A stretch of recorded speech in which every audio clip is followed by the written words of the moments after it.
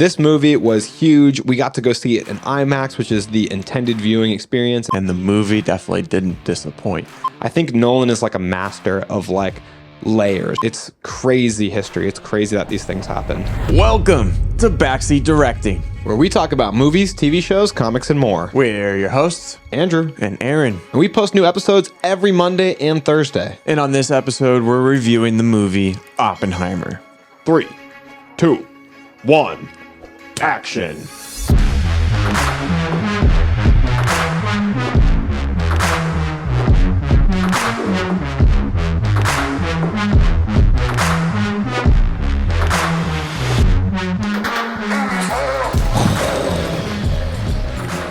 Dun, dun, dun, dun, dun, dun, dun.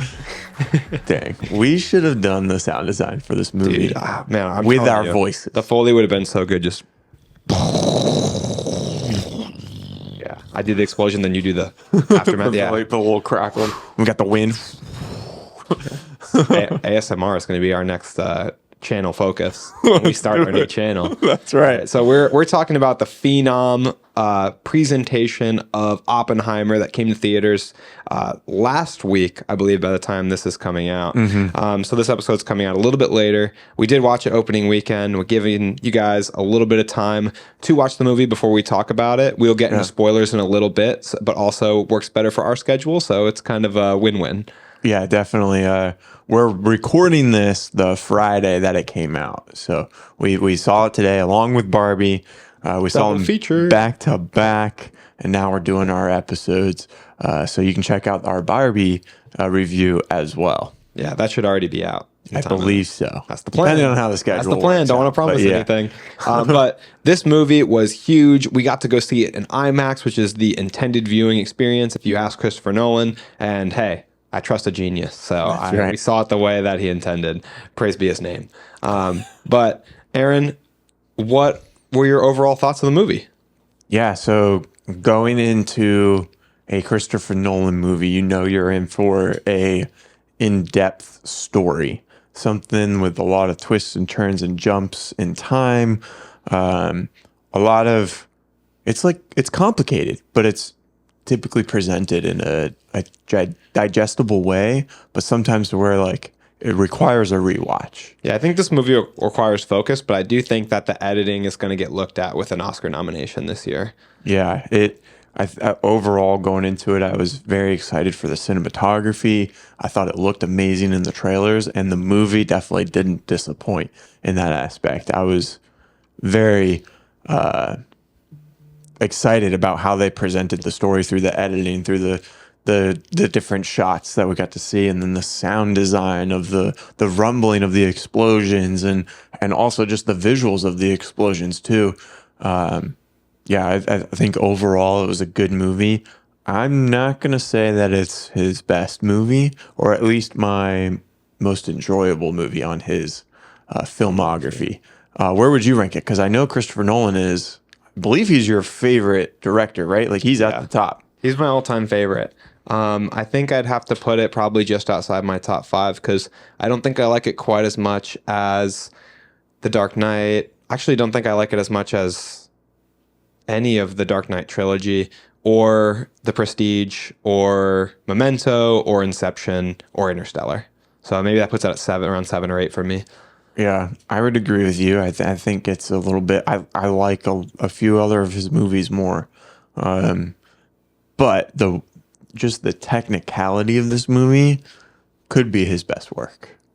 Yeah, like in the filmmaking aspect of the movie. In the filmmaking aspect, you have to look at the fact that he's coordinating this huge team of actors. One of the hugest teams of big name actors that I feel like we've ever seen.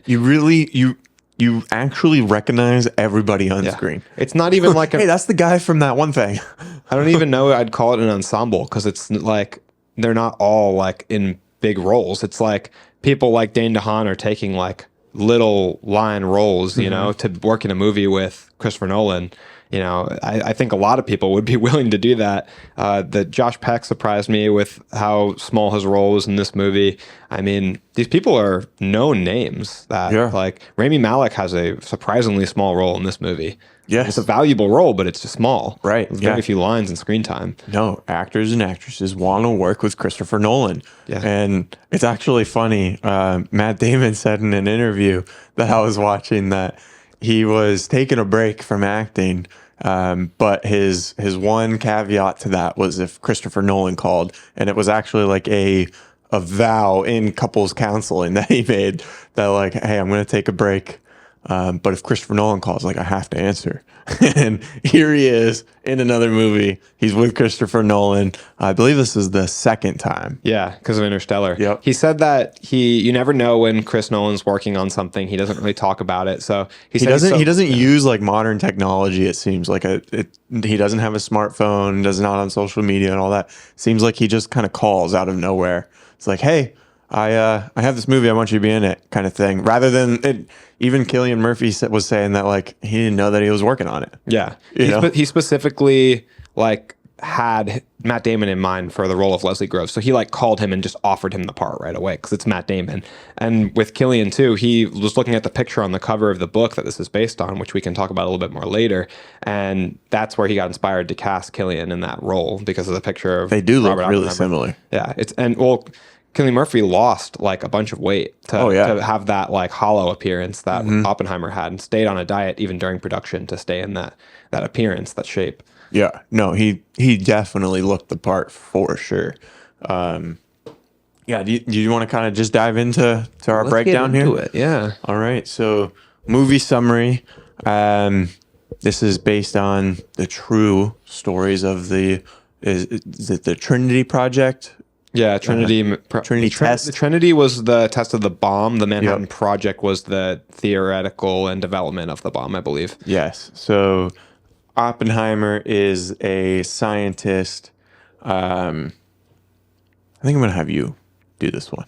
The summation of the plot. Yeah. So like I said, we're going to get into spoilers later, but like a vague description of the plot is J. Robert Oppenheimer. That's what I was trying to think of. Yeah. That's his full name. A vague description is just that it is a story telling and detailing the history of J. Robert Oppenheimer and the supporting team that developed the atomic bomb in the United States while in essentially an arms race with other nations around the world in a rush to close out World War II and develop the bomb before the Soviets and before the Germans at the time.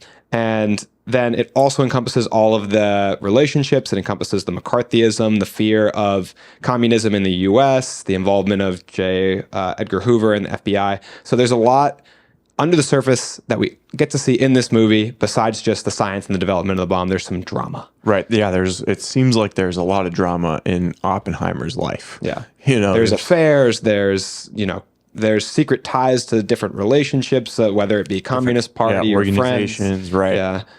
Yeah. It's very interesting, and that adds an element to the movie. I think Nolan is like a master of like layers, basically. There's something Alfred Hitchcock believed in that was like the writing concept of like a ticking clock, two people sitting talking at a table with a bomb underneath the table, and the audience knows it. Maybe both the people at the table know it. Maybe one of them, maybe neither. But Aaron's second under the table if you're listening. But it creates suspense. It creates drama. It has people anxious and on the edge of their seat during the conversation. So I think Nolan's a master of that. I think we see that in the scene with the apple in the opening. I think that we see that through the ticking nature of the clock of the entire movie. They have this job they have to get done. It's a race. They have to beat other countries. So I think it's inherently baked into the plot. And I think that it makes for a very exciting movie. I think when Chris Nolan writes this movie as well, and I think he understands that concept really well as a writer, the concept of both the ticking clock and the audience having information that the characters don't.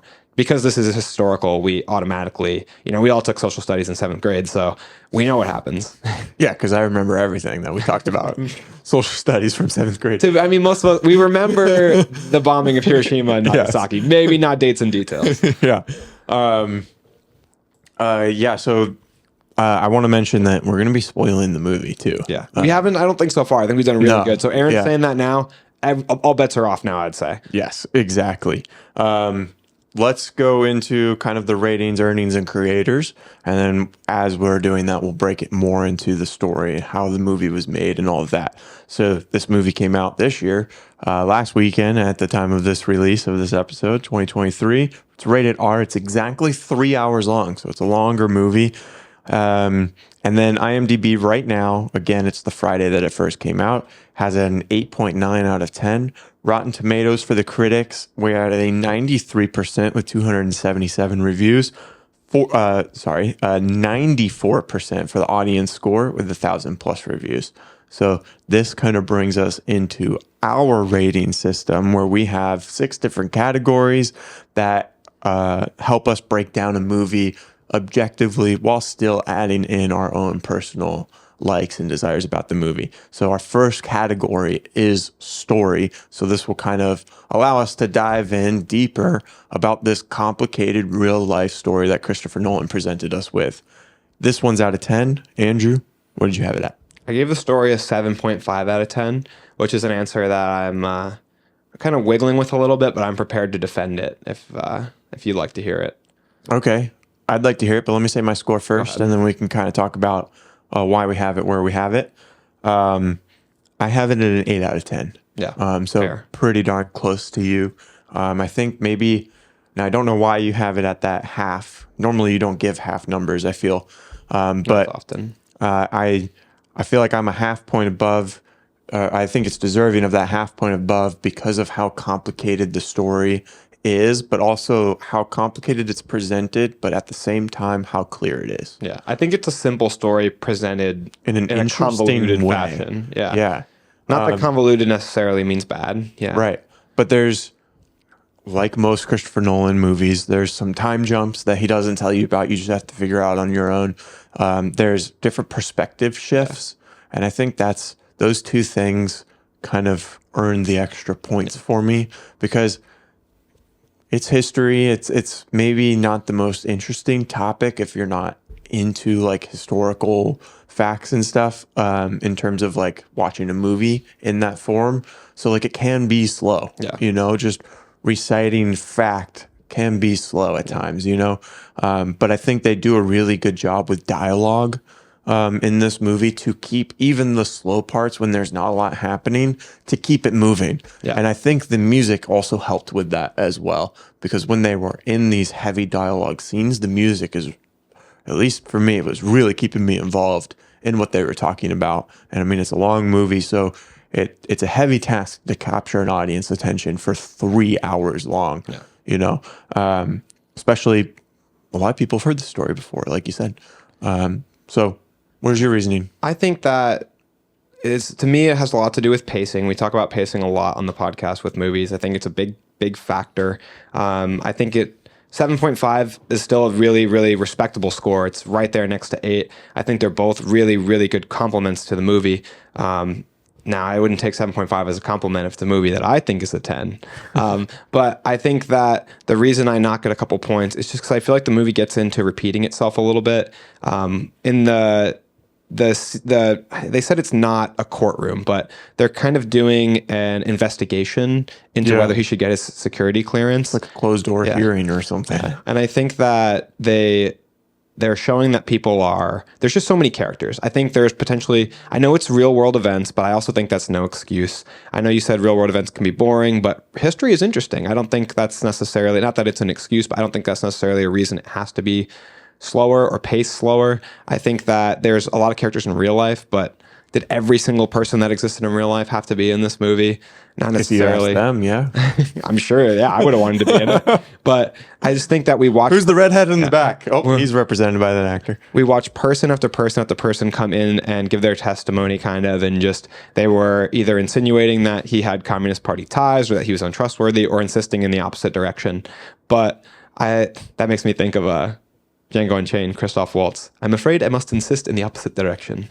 But I think that just, to me, it got a little bit old, a little bit worn, and I don't think it was necessary to have quite so much like push and pull. Is he this? Is he that? I think that kind of bogged the plot down a little bit for me. But I was very excited for sure. I was excited with the highs of the movie, though. Weren't you? Like the Trinity test with the atomic bomb and the big courtroom scenes where they're unveiling kind of the sordid nature of Strauss. So I do think the story was still very good. It's crazy history. It's crazy that these things happened. Yeah, I also like the perspective shifts, which this is still involved in the story, but we're also kind of creeping into the cinematography about it. So I don't want to talk about it too much, but just how evident it was, like who we're following throughout the movie and whose kind of side of the story, if you will, that we're supposed to be paying attention to at certain times. I thought that was a very unique way to present the story. A bunch of interviews, Matt Damon's talking about how when he read the script, he noticed that it's in first person, which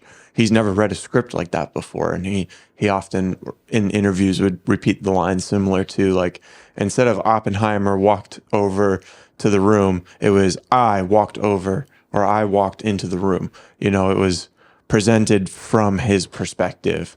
The movie in every way is his movie. It's named Oppenheimer. He has an insane amount of screen time, and it's written in first person. Yeah, it was written that way to emphasize the weight that is going on Oppenheimer, but not only the character, but the actor Cillian Murphy, who is basically going to be having everyone there supporting him in this movie. So I thought that's a unique way how to present the story, even in just writing it, not even just how it actually showed on camera. Yeah. And we're heading into our next category, which is acting. And you just mentioned all the weight on Cillian's shoulders.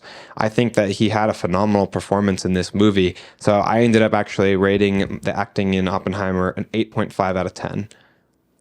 Ooh, for acting, I had it at a 9 out of 10. You're still another half point above me. Yeah, I had it at a 9 out of 10 just because there was no one that took me out of their character, that took me out of their role, or they sold everything so well. Whose performance was your favorite? I think it's hard to ignore Cillian Murphy. I feel like whenever you ask that question, you're asking me, like, who do you like the most besides the main character? But it's really hard to ignore Cillian Murphy's performance in this movie. He definitely did a good job of carrying the movie, carrying the story, and giving us insight to Oppenheimer's actual life. His tonality and his voice, his way of speaking, his mannerisms were very well thought out. And they were present throughout the entire film. So I definitely think that, like, he built that character from the ground up. He saw the weight that had to go into it, and he was like, I'm going to make this a real person. And when he talks, I'm like, that's Oppenheimer talking. Like, he sounds totally different as Thomas Shelby. Right. Yeah, for sure. Or the unnamed sailor in Dunkirk. In Dunkirk, yeah. Or a Scarecrow, you know? But I mean, he's a good actor. As you mentioned earlier, and we're going to go over this a little more in depth, but there's so many actors and actresses that we know, but I'm a sucker for Matt Damon. You know, I love every movie that he's in. I love his performance in this movie as well. I think but that there's a lot of it's hard to, like, pick another one that, like, really stood out, because they all stood out together for me. I do think that Benny Safdie is a really phenomenal actor. But I would say my favorites in this movie always, Florence Pugh. She's amazing. She's stunning. We already talked plenty about Cillian Murphy, but my number one favorite was Matt Damon. And I love Matt Damon in general, but I feel like in this movie, when he stepped on screen, I became much more entertained, and I feel like his character was so well thought out and so interesting. Like his character of Leslie, Leslie Groves, he comes on screen, and I feel like immediately I'm looking at his outfit, looking at the way he presents himself. He's very much like, appears to me as a function over form kind of guy. He's straight to the point. He's about the mission. Let's get it done. And I see this right away in his tie. His tie is improperly tied. The bottom skinny length of the tie is protruding past what's supposed to be the visible portion of his tie. So I don't think he cares so much about appearance. He cares about getting the job done. I don't think he's a man for frivolities. I think he is, like, right to the point with Oppenheimer, and he doesn't hide anything. Well, I mean, that shows in his decision to allow Oppenheimer to be on the project anyways. because he had a questionable past. Yeah. This movie's also about big egos. And that's why I like the scenes where they're together. And then the scene where Strauss, which is played by RDJ, when he's on screen with Oppenheimer, like Oppenheimer, Strauss, and Groves are like three huge egos. And the other scientists are too, but I think that's the trinity of big egos in this movie. And even Emily Blunt's character, Kitty Oppenheimer, is an ego as well. I love her scene where she goes to bat with the attorney, Roger. Like, she crushes him. But the holy trinity of egos, those three guys, like when any of them are interacting with each other in a scene, it's just like it's so amazing the way that they go back and forth at one each other. It's like a tennis match. It's like, I'm smarter than you. I have power over you. I'm like the when general. they first met. I'm the boss. For sure. Yeah. That was a good scene. When he says, like, if that's how you treat your lieutenant general, I can't imagine how you treat a lowly physicist like me. Yeah. Like, he's like, or what does he say? A humble physicist like me. And he's like, I'll let you know when I meet one. Like, it's such a good back and forth. He's like, never met a humble physicist. Right. So I really love Matt Damon. Just his appearance with the mustache, like his bravado, his demeanor. I just feel like, and when he talked to that scientist and he was like, you do what I tell you to do. Like, it's like basically like, I own you. Like, he's like, I think he just performed it so well and is entertaining on screen. Matt Damon is magnetic on screen. Yeah. I think he delivers dialogue in such a phenomenal way that I'm like, I don't take my eyes off anybody else when he's performing. Yeah, I would agree with that. We both have a soft spot for Matt Damon. All right, so this brings us into our next category, cinematography. I always say it's my favorite one to talk about.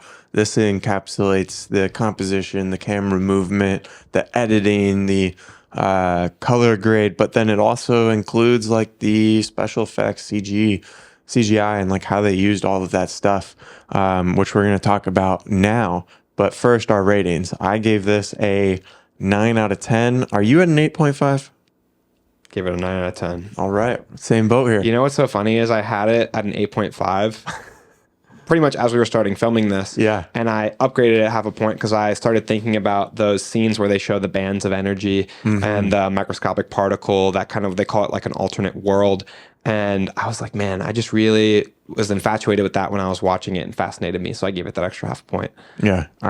There's a lot of really cool stuff that goes into this movie. Do you have a favorite shot in the movie?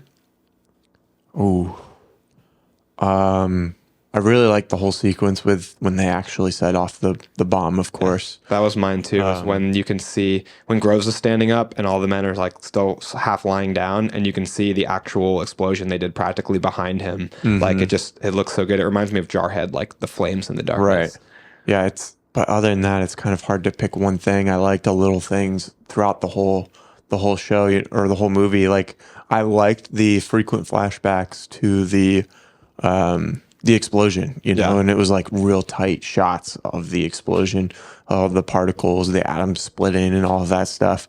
I really love the way that they interacted. Like, I love metaphorical shots because we talked about this with Creed 3. It's like, you can use a metaphor in a shot. Why not do it? So when they showed him in the office where he was stripped naked to like kind of symbolize to us that he's being like stripped bare, he's being torn apart, he's exposed, he's vulnerable, in front of them. He's like, and then when Jean, I think her name is, when Florence Pugh is on top of him and his wife's having to, like, it shows in her mind her having to always remember that he cheated on her and slept with this other woman and keep that in her mind. Like, and when he's being like really drilled and the whole room starts lighting up as if the Trinity bomb just went off, and then like you see the flaps of the skin like peeling off of somebody's face, the face, and stuff like you said, that metaphor. Yeah, that like hazy vibrational kind of effect they had in the background when he was talking to show his like destabilizing. That's what I was going to mention before you picked up with that point was to finish each other's sandwiches. Yeah, I like the shots where he's in bed sleeping and he can't sleep because he's still thinking of this, and the room around him is shaking, but he's relatively in focus. Or when he's giving the speech at the end saying like, we did it, but inside he's feeling the explosion and the impact of what he just helped accomplish. Now that we've been talking about this, I'd really like to bleed into sound design because that's our next category.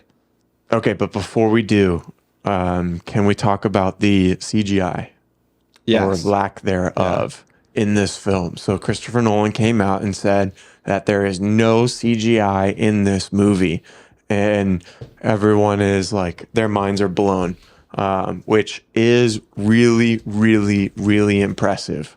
But that doesn't mean that there wasn't any computer tricks and work to help aid any of this stuff. Yeah, don't get it twisted. Right.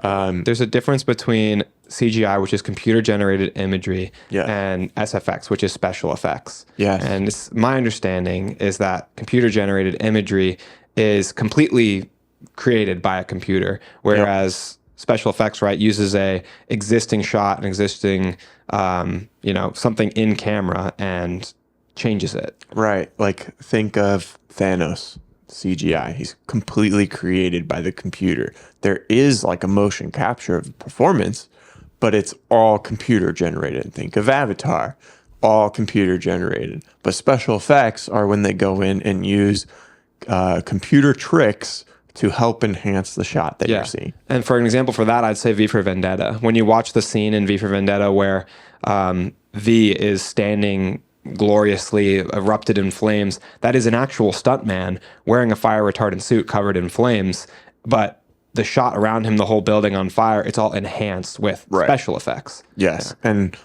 even I would assume, I could be wrong, but I would assume like all the camera shakes that we were just talking about that we liked, where the background starts to go all hazy and stuff, I'd assume that's done in editing. I think you're right, because he is not coming out of focus. He's himself not shaking. He is in focus, but everything else is like that. I don't think you can really do that in camera as effectively as they did it in the movie. So there's still some computer work being done, but it's all the flames and stuff that you saw were all made in some capacity. Christopher Nolan or someone was saying that Christopher Nolan in an interview was saying that they filmed small explosions, big explosions, and like pieced them all together to create this big explosion. And we see it. Like, there's a bunch of little particles that we see. We see the little waves and stuff. Like, they filmed all of that separately and put them all together to make this explosion. That mushroom cloud that's clearly indicative of a nuclear explosion. It's not a naturally forming.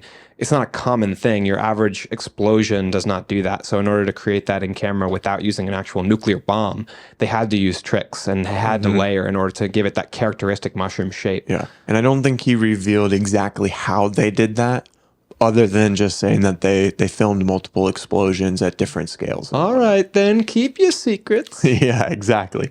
Okay. This brings us into sound design. Good. Now I'm glad we can get to sound design because I'm excited to talk about this. I actually thought that this was the best element of the movie, and I ended up giving sound design a 9 out of 10. Woo! What'd you give cinematography? I gave it a 9 as well, but I feel like the sound was the premier thing that I noticed about the movie still. Yeah, I would totally agree with you, and my scores reflect, because I gave it the same. I have a 9 out of 10 for sound design. I think it was very valuable that we went and saw it in an IMAX Dolby theater where we were surrounded by really high quality speakers. I could feel the explosion in my chest, or even the score behind the dialogue and stuff. Like, you felt it. I felt tense when I was watching it at certain points, or the build up, or when they were going through the flashes and stuff. Like, I felt like I was in it. Yeah, the score, like you said, was really incredible. The original score for the movie, there were some really beautiful piano moments, like during the tender parts of the movie, the emotional parts. The piano really drew me into it. But the thing that really got me was what you first talked about, like, the explosions were amazing, yes, but every element of sound was also incorporated into the story. And that's always what we love most, is when like they incorporate cinematography or sound or costume into story. Yeah. And I feel like the sound was such a big part of this story, whether it was sound or lack of sound, because the eerie silence when they drop the atomic bomb, you're waiting and waiting on the edge of your seat for that big percussive boost, that sound to rattle your body. Like, it's already happened earlier in the film with these loud IMAX speakers, and then they just tease you with this silence, and they hold it for a long time. And then What else would you put there? Exactly. You know, like you just can't. And then when the sound actually reaches our characters, it reaches us, and It's like, boom, an atomic bomb hits you. Like, it's incredible. and that's what like sucks you into the moment, you know, because I'm sure when they pressed that button, everyone was silent, you know, and then same thing, it hit them like a wall, I would imagine, and it did so to the characters in the movie, but then also to us in the theater. I feel like they created a lot of suspense in that moment too. With the same thing I talked about earlier, like putting Josh Peck on that button and being like, press it if it goes below this number. His hand just wavering over that, like you're going to cancel this experiment that, you know, everyone's been working hard on. If something goes wrong, and it's like, is he going to have to press the button? You know, It was what, 2-3 years in? yeah, billions of $1 to $2 dollars, billion. and the president needed the information for this. You know, in a couple hours, they ended up doing it super late. So And like right before it was like raining, and they everything was possibly had to cancel it. I'm not sure if that's true or not, but it definitely upped the stakes in the movie at the least. But I really love the use of sound for the explosions and the recurring themes of the sound. The explosions were recurring, and then the stomping, which I thought that stomping really sounded, the stomping in that room where Killian gave the speech after the success of the project. I thought that stomping really like sounded like a train. It sounded like like a train chugging along, That was building intense. up steam. That was almost more intense than the explosion itself. I feel like it built anxiety wonderfully in a way that like, and it also like ties you back thematically to the concept of a train, because we see a train traveling early in the movie. They say a one-off line that's like, we would get there faster if we travel by plane, and he's like, this mission's too important, we can't risk it. So it's like a train is symbolic of taking the safe route, of sticking with the older way of technology, whereas the plane is symbolic of adventure, endeavor, scientific, you know, endeavor. It's symbolic of danger, of a new frontier. And that's exactly what they're doing, is they're not taking the safe route. So the train kind of harkens us back to like safety, while also the sound incites fear, ironically. So it's a really cool addition in this movie. I thought was really clever. I think talking about it now, that's my favorite scene of the movie. Oh yeah, it was him like the experience he's having underneath the surface while he's sharing this fake excitement with everyone, even though he's like confronting the possibility of this. Like, didn't you feel, or at least I did, I felt like a lot of remorse, but then also like disgust in humans. Yeah. You know, like we're celebrating how many people just died. A lot of them are innocent. And like, I get there's a lot of stakes at play, but at the same time, it's just hard. I am become death, destroyer of worlds. Yeah. What a crazy line too. And in a way, democracy makes everyone share the brunt of that, because you elect the person who makes that decision to do that, right? And forces, you know, the greatest majority to share in the weight of those decisions. Yeah, there's no winner in war. Yeah. And before we move on to our next category, I want to backtrack to cinematography. Did we talk about the colored scenes versus the black and white scenes? No. We just totally skipped over that, which is one of the biggest like aspects to the cinematography in terms of the storytelling. Yeah, we should explain that too, because there might be people who just watched it that are kind of wondering the reasoning. Yeah, so we got to see color scenes, and then we got to see black and white scenes.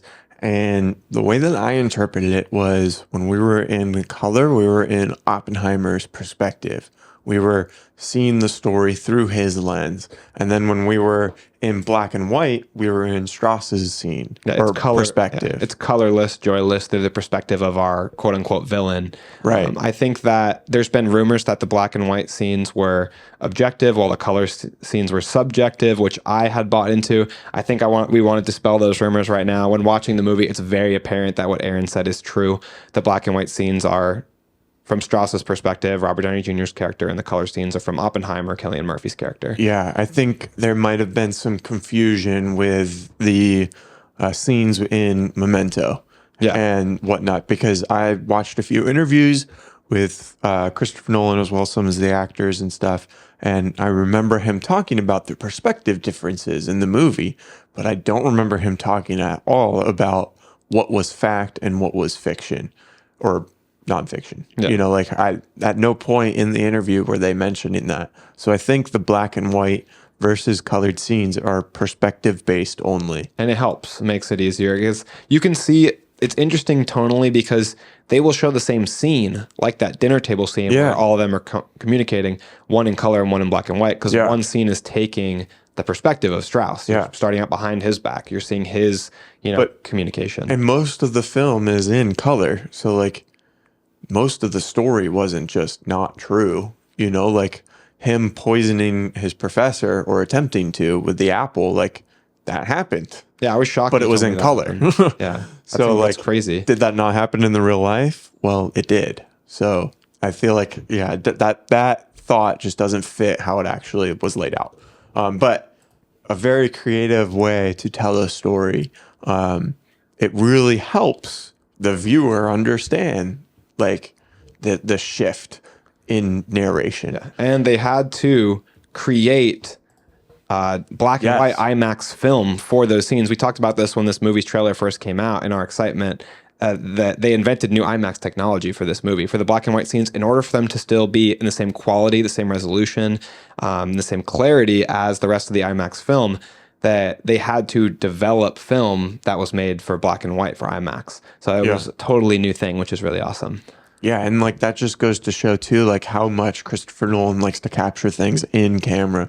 Because today, if you asked me to film something in black and white, I will probably film it in color first and then edit it to be black and white after the fact. Because then I still have the colored version if I ever need it. Like if you record in black and white, you can never get it really back in color as well as it would look if you originally filmed it in color. So the fact that he went so far out of his way to make these $1 million cameras and technology to be made to capture these black and white images just shows like how like ingrained he is in the art of filmmaking. Yeah. And Kodak developed this technology in contention with Christopher Nolan. So that's really cool. Yeah. But moving on to our next category, which we'll skip back over sound design because we covered that, and move on to set and character design, which we cover on a scale of 1 to 5. Correct. I often incorrectly. But today we were struggling with that a little bit earlier at the theater. On a scale out of 5 points, I give set and character design a 4. I thought it was really, really incredible. This movie set a high bar. I love when the plot of a movie gives them a reason to get unique and creative with set and character design. And this movie, taking place in like the 30s and 40s, gave them the chance to do historical costumes, and I thought everybody looked great. I mean, Oppenheimer had a really signature look. It's going to be a Halloween costume this year, I'm sure. Right, for sure. I want a fedora now. Like, I want his hat. in the pipe. Yeah. What did you rate it? I gave it a 3.5 out of 5. I thought the set design was very, very good. However, it was relatively minimalist. Minimalistic? Yes, thank you. Which is fine. That doesn't mean that it's bad. But don't you feel like it was cool that they built that town? Like, absolutely. Alamos? It was such a cool looking little town. Definitely. They chose to film in was it New Mexico? Like really incredible, beautiful scenery when they're out on horseback, looking at the rolling hills. And then I feel like that little room that they used for the hearing or whatever you want to call it was just really fantastically empty. It was like devoid of everything but story. Which, when I was watching that, they had to have had either multiple versions of that room or removable walls because of where they were placing the camera. Those huge IMAX, the IMAX cameras are gigantic. Yeah. They wouldn't have fit there, like over top of Cillian Murphy's shoulder looking at everyone else when he's sitting on against the wall. Like there was a camera there. Those cameras are the size of what, like a 4-year-old? They're huge. Pretty large. So at those points when you're like looking over the shoulder, or even when you're straight on to Cillian Murphy, like the table, like they're putting it on the table or they're moving the table or whatever it is. I believe they have a removable wall. I think that's a good guess. Yeah, it's either a removable wall or multiple versions of that room to be able to move that camera all around there, because there's just not enough space to film that many people in that small of a room with that big of a camera. They spent a lot of time in that room. It was reminiscent to me of The Social Network, of like always cutting back to that, that little. Yeah. That was like the narration of the story almost, All right, our last category here is rewatchability. This is also out of 5 points. So the way we like to word it is, if you were asked to watch this movie 5 times, how many times would you agree to watch it? Andrew? I unfortunately gave my lowest score here of a 2 out of 5. Okay. The movie is just really quite long, and I felt like there's a little bit of... That's pretty low for your favorite director. It is. But the pacing is just not perfect. So you hated this movie. No. It's a heavy film, too. It's a lot of historical context that's very emotional. So you don't even appreciate film? Shut up. What'd you give it? I'm just trying to treat you how you would treat me if I disagreed with you. But I actually had it at a 1 out of 5. Oh, yeah. So it's a little bit lower than your score. But I agree. I feel like I got enough from it watching it the first time.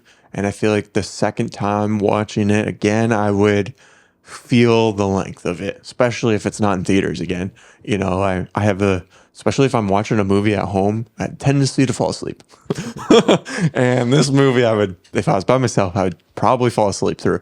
But I would at least like to watch it another time at some point. Yeah, I definitely am not like jumping on it to watch it again. I'm going to the theaters again on Monday, and I'm glad that it's for Barbie. I'll say that for rewatchability. Yeah. Or like we watched Across the Spider-Verse twice. Easy. I'd go see that again. I would too. You know, I watched Creed 3 times, once in theaters, twice when it came out on Amazon.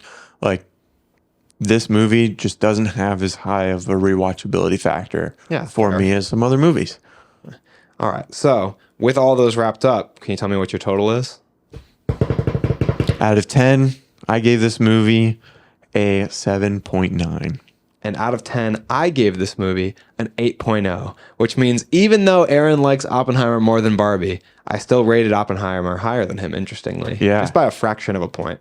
Yeah, it's just because we break it down into categories where we're having to be objective of how it was made, you know? Which, yeah, this is a higher, I feel like in all the categories except the rewatchability, it's like some of my highest ratings I've given, you know? You know what's funny though? I actually had exactly a 7.9, and I changed that score I told you about at the beginning of the episode. Then when I changed the half a point on the cinematography is the only reason we have a different score at all. Yeah, interesting. Actually, it might have even been a 7.8, but yeah, I'd have to do same, math. I don't know math. Same. Yeah. Hey, I'm not a physicist. That's right. I haven't done math in years. Thank the heavens. Years. That's why we talk about movies. That's right. I'm a very simple man. You know, I was actually thinking that when we were watching this movie, it was like, wow, the conversations that these people are having are like unfathomable. Like, I can't imagine having these type of conversations. Like, I talk about movies, working out, making films, commercials, work, you know, my cats. Like, that's what I talk about. And all of that is stressful enough for me. I couldn't imagine talking about the possibility of killing hundreds of thousands of people in a second. Watching this movie, it reminds me of a scene in National Treasure where he like quotes, he's like, the entire Declaration of Independence boils down to like this one ideal. And then Riley's like, that's beautiful. I didn't understand what you said.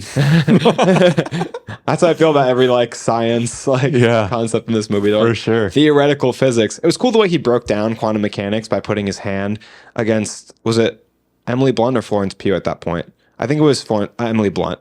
But he's like, he's Emily like Blunt. Talking about how his hand wouldn't go through her hand, despite the fact that they're made up of mostly empty space. Yeah. So it was interesting the way he described quantum physics. It's cool to hear somebody who's passionate about talk about it. You know, like if two guys wanted to sit around and talk about movies. Exactly.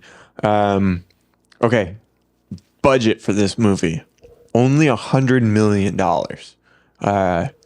Which, knowing that there's no CGI, makes sense. But at the same time, building all of these sets, building all of these explosions, like, it's how much do they pay these actors? That's what I was going to talk about next. Yeah. Like, did all of these actors like do this for nothing? You know, there's like the famous story of like Jonah Hill taking like the minimum pay to be on the set of Wolf of Wall Street to work with Martin Scorsese. Yeah. And I feel like maybe that's the case for some of these people here. It's got to be. I mean, there's definitely things that we've done too that haven't had good pay, but we really wanted to be a part of it, you know, because it lends good experience or it's something that we're really passionate about, you know, and like at the end of the day. This doesn't pay the best. What's that? This doesn't pay the best. Oh, like I'm bringing in a lot, actually. You haven't shared any of it with me. I mean, I've been sending you your checks. Have you not been getting them? It's misspelling my last name, apparently. Yeah, I guess I wrote my address down with your name. I accidentally cashed them too. Yeah, oops. One day it will. That's right. Predictions for this movie, Andrew, for box office. Where do you think this is going to land? I think Oppenheimer's going to land firmly in the 500 or 600 million amount. Yeah, I think it'll be somewhere around 5. But I think my prediction for the Oscars is a cavalcade of nominations. Oh, yeah. But you said somewhere around 5? Yeah. I feel like for me, 500 is like the ceiling for this movie. Ceiling? I feel like I can't see it going too much higher than that. I mean, what's the last Nolan movie that did go over? Well, they've also got all the IMAX theaters locked in. Like, that's more expensive tickets. That's true. That's true. I don't know. We'll see. I still think 500 is a good guess. We'll find out in a month or two. This. All right, Andrew, let's go into the creators in front of and behind the camera. So we like to start with people behind the camera. They don't always get as much attention, but we've already said his name a million times this episode. The man, the myth, the legend, the director and writer for this movie is Chris Nolan. Never heard of him. Especially not when you say Chris. That was weird. Christopher Nolan. We're close. Christopher Nolan. He wrote the movie for the screen, but it was based on a book by Kai Bird and Martin Sherwin. Martin Sherwin is a historian, and Kai Bird is I believe he's a columnist for a newspaper who extensively covered like the creation of the atomic bomb and the bombing of Hiroshima and Nagasaki. So they wrote this biography. It's called American Prometheus. Yes. On the life of J. Robert Oppenheimer and the invention of the atomic bomb. American Prometheus, obviously a reference to Prometheus from Greek mythology. He gifted man fire and then was punished for it by the gods, being forced into eternal torment. I think he's like chained to a rock by Zeus, and an eagle comes and rips out his liver every morning and it regrows. Doesn't seem very fitting, very fair. Sounds painful. Yeah. But that's kind of the metaphor they're going with us getting this incredible scientific advancement from the mind of J. Robert Oppenheimer. I think that a lot of people, including Christopher Nolan, have called him one of the most important people in history, in the history of mankind. Yeah. So, Matt Damon says it in the movie. How about this is the most damn important project in the history of the world? Yeah. But the music in this movie is by Ludwig Göransson, who is incredible. He's done a lot of major works. He's done to name a few that you might know. He's done music for The Mandalorian, for Tenet, and both Black Panther movies. So, I mean, let's go. That's iconic right there. Wakanda forever. Cinematographer for this movie is Hoyt van Hoytema. Nolan likes to form long-standing relationships with his crew, so he's been working with Hoyt, I think, since Interstellar. Hoyt definitely worked on Interstellar. I know that because there's a cool fun fact that the only reason they were able to get handheld IMAX shots in that movie is because Hoyt is a behemoth. He's a very large man, and he was able to carry that really heavy camera around and get those handheld shots. Yeah. So he's been working with him for a while. He likes to stay with people. He used to work with Wally Pfister before that. Wally Pfister did The Dark Knight. Editing for this movie is Jennifer Lame, who is anything but lame. And she... I was going to have you finish your thought, but I wanted to interrupt and say that the cameras are 150 pounds. Good Lord. I just looked it up. That's so heavy. Sorry, 250 pounds. Oh my gosh. I read the kilos first because they have it in kilos here first. But 150 weight is like kind of the weight of a grown man. 250 is like even heavy. Yeah. What? See, this guy's bulky. Hoyt, he's good on him for the dedication. I looked up like how much IMAX cameras weigh. So I don't know if that's the exact ones that they used or if they like developed like a rig that was a little bit lighter or whatnot. But either way, these are not light cameras. They're lighter now than they were when Interstellar came out too. So right. It's crazy. It's like the big gun that only The Rock can hold in G.I. Joe. You know, there's only one man who can hold this weapon. Hoyt's like Thor. He's like, you take the little one. Yeah, passes it off to the assistant DP. That's right. But yeah, this such a stacked group. I mean, Jennifer Lame, who did the editing, she did editing for Tenet, which is an incredibly complex movie to edit, and then just a few like not very special movies like Marriage Story, Manchester by the Sea, and Hereditary. Just some of the greatest movies of like the last 5-10 years. Like, no big deal. It's insane the Oscar nominations for things that she's worked on. But then we come to our cast, the people in front of the camera. I'm gonna I'm going to go through this super fast. Not going to stop, and then we can talk about the people after. Yeah. This is a long list. This movie was stacked. Cillian Murphy plays J. Robert Oppenheimer. Emily Blunt plays Kitty Oppenheimer, his wife. Robert Downey Jr. plays Louis Strauss. Matt Damon is Colonel, and that actually becomes General Leslie Groves. Florence Pugh is Jean Tatlock. Dane DeHaan is Kenneth Nichols. Josh Peck is Kenneth Bainbridge. Jack Quaid is Richard Feynman. Jason Clarke is Roger Robb. Unfortunate name. Kenneth Branagh is Niels Bohr. Tom Conti is Albert Einstein. Josh Hartnett is Ernest Lawrence. Alex Wolff as Luis Alvarez. Rami Malek as David Hill. Casey Affleck as Boris Pash. James Remar as Henry Stimson. And Gary Oldman as Harry S. Truman. And that is just to name some of them, people, because they're all out of order on IMDb, and I did the best that I could. Yeah, you're still missing some. But yeah, there's a bunch of characters, and we've already talked about that, and all the actors and actresses that are well known that show up, and it's one of those moments where you like tap each other, and you're like, what? They're in this movie too? Yeah, seriously. They had 3 lines. Huey from The Boys is in this. Yep. Josh from Drake and Josh is in this. Like, Dexter's dad is in this. There's so many like great actors and actresses. And I do think Matt Damon stole the show for me. But I think Emily Blunt, Florence Pugh, Cillian Murphy, Robert Downey Jr., I think they're all really incredible. And I think those are probably the biggest build cast members in my mind. Yeah, agreed. Where are we going from here? Do you have any source code or anything for this episode? Yeah, I already touched on the book a little bit, so I don't want to repeat myself, but the book American Prometheus, we already talked about the authors. It's a biography written in 2005 of the life of the theoretical physicist J. Robert Oppenheimer, the leader of the Manhattan Project, the production of the first atomic bomb, and these people wrote this book over a period of 25 years before it was produced, and then a full, almost 20 years later before Christopher Nolan adapted it to film. So a really long journey, interesting journey. The only thing I've done for 25 years is live. I haven't even done that yet. Let alone working on one project for that long. But yeah, it's a Pulitzer Prize winning book for biography or autobiography category. Yeah, pretty incredible. I mean, that's the inspiration for this story, as well as the real life events. We also did want to talk about the experience of viewing this movie in IMAX and the difference between IMAX and regular viewing. Yes. So I have a few details in here. If you're curious if you should see this movie in IMAX, I definitely think you should. The viewing experience is vastly enhanced when you go to IMAX or Dolby Digital.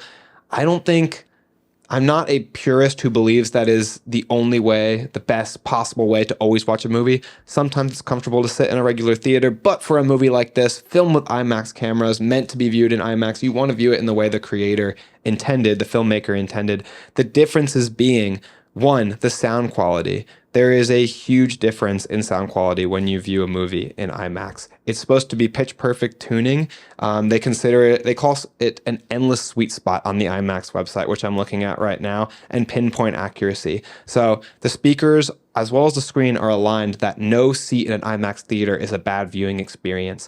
Anywhere you sit, you are fully enveloped in the screen and the sound. It's supposed to acoustically envelop you in the movie in the best possible way, designed by, the engineers and scientists involved in creating this technology. And then you've also got, like I mentioned, the screen does the same thing. The screen, unlike most movie theater screens, it goes nearly to the floor and nearly to the ceiling of the theater. It is on average, we have the statistic here.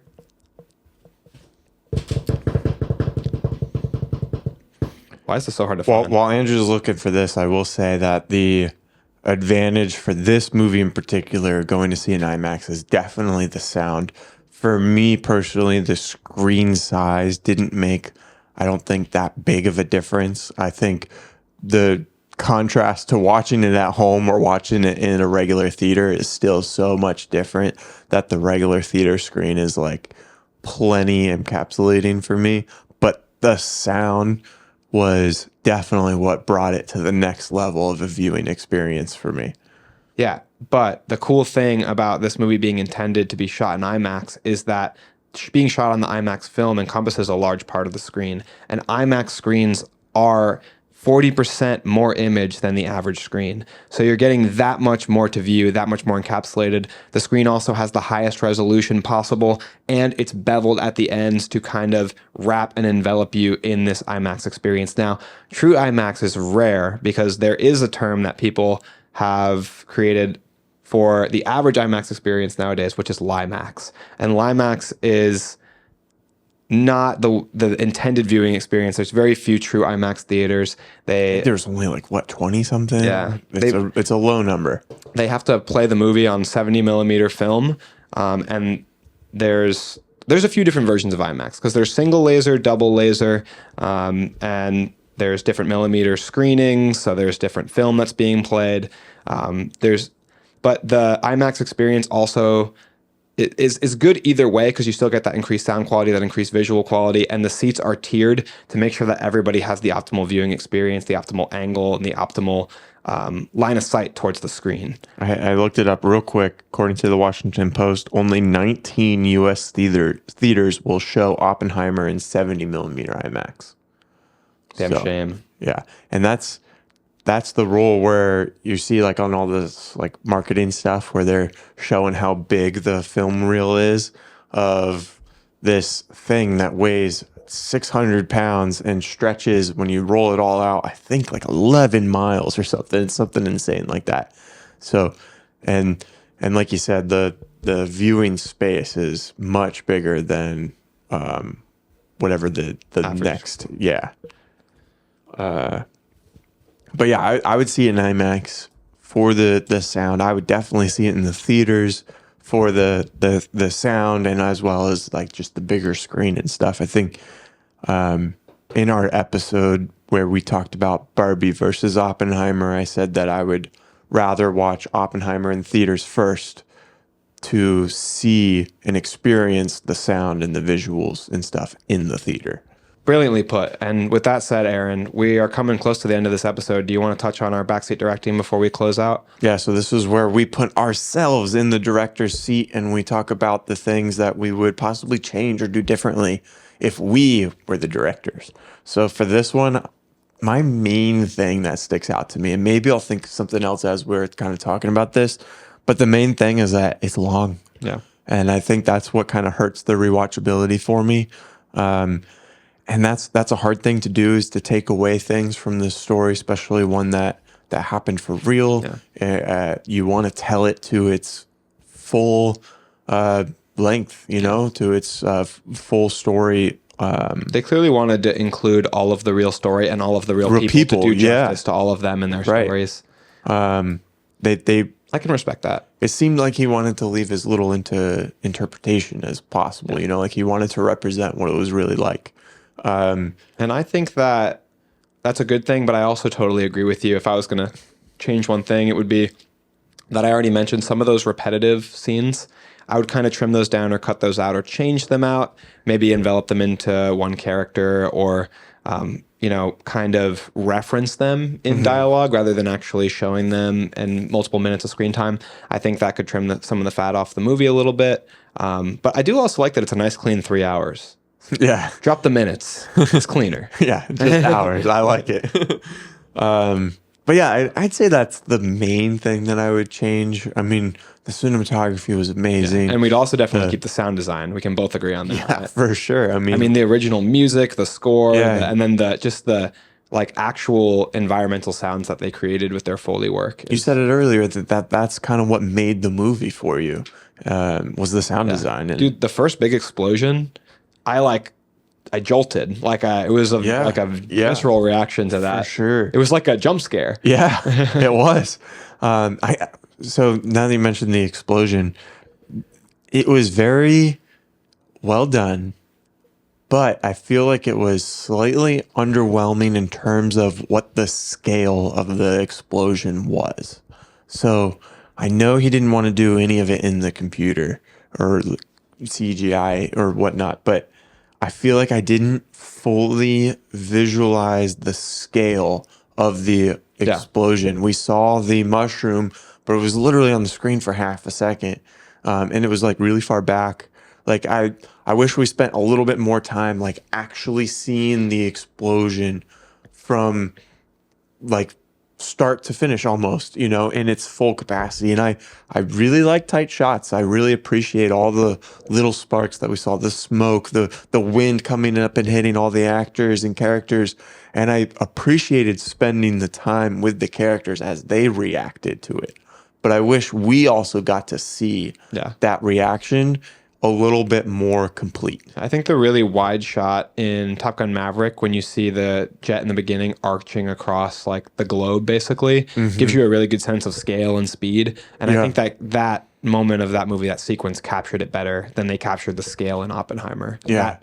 That proponent of it. I was slightly underwhelmed at that part where the actual explosion went off. And I feel like it had this huge, big lead up, not only in the movie, but also in just the marketing for the movie itself, that we were going to see something epic. And we did, but I just didn't feel the scale of it, I feel like CGI might have been necessary in that moment, It could have, yeah. Might have helped, but... Right.